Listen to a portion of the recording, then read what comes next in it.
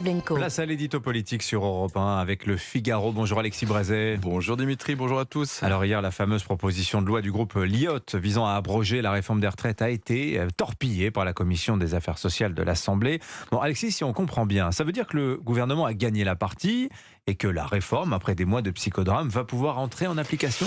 Alors vous avez raison Dimitri, et bien raison de dire si l'on comprend bien. Parce que ces questions de procédure parlementaire sont atrocement compliquées et il faut le dire assez ingrates. Comme on dit au Figaro Saumon, c'est un débat pour adultes consentants. Je vais quand même essayer, je dis bien essayer de clarifier les choses pour nos auditeurs. Donc oui, c'est vrai, sauf immense surprise, la retraite à 64 ans s'appliquera bien.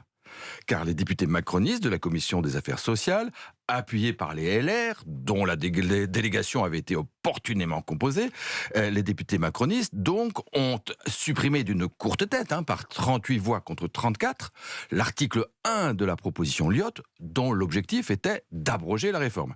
Est-ce que je me fais bien comprendre ? Ils ont supprimé la suppression, donc la réforme continue. Mais l'histoire n'est pas finie. Le 8 juin, lorsque la proposition viendra en séance publique, les députés Lyotte et leurs alliés de gauche vont très probablement tenter de réintroduire la fameuse abrogation dans leur proposition de loi, mais cette fois sous forme d'amendement.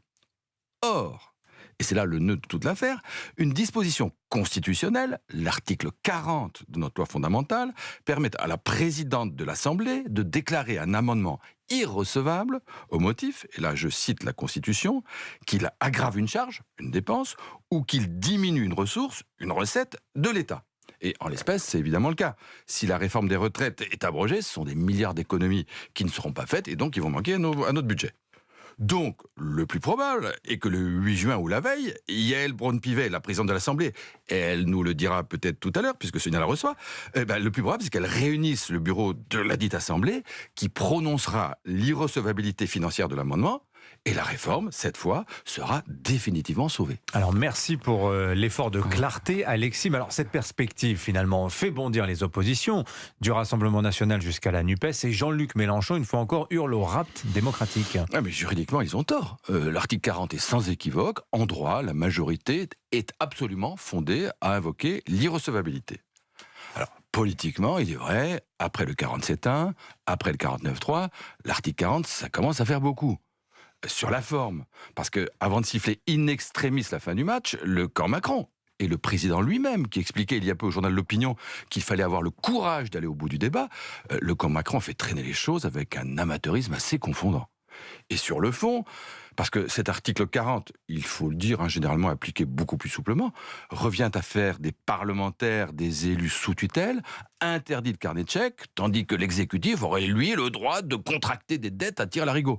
Ce qui est, reconnaissons-le, assez discutable. Alors au total, vous voulez dire Alexis que le recours à l'article 40 aurait pu être évité ? Non. Non, malheureusement non. Au point où on a été les choses, il n'y avait plus d'autre solution.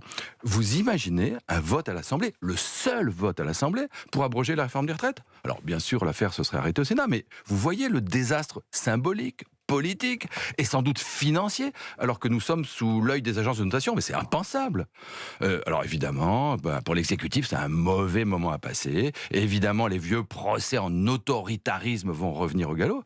Mais le gouvernement a sauvé sa peau. Dans la jungle, terrible jungle de la procédure parlementaire, le Lyotte est mort hier soir. Ouf, bravo Alexis Brézet, merci beaucoup. L'édito politique sur Europe 1.